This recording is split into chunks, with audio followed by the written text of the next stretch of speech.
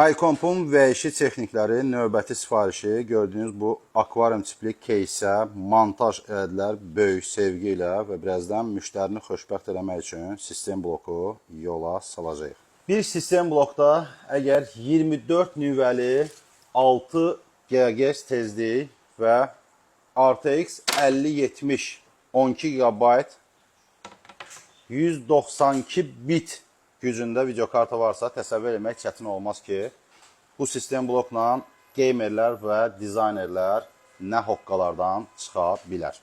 Qeyd edim ki, ana platanın üzərində 64 GB-lıq operativ yaddaş fərəqətdə durub və əlavə olaraq 2 TB-daki M2 sürətli SSD bura quraşdırmışıq ki, müştəri yaxın zamanlarda yaddaşla bağlı heç bir problem yaşamasın. Belə bir detallara hansı ana plata yaraşar? Təbii ki, Asus'dan Z790 DDR5 Wi-Fi dəstəkləyən.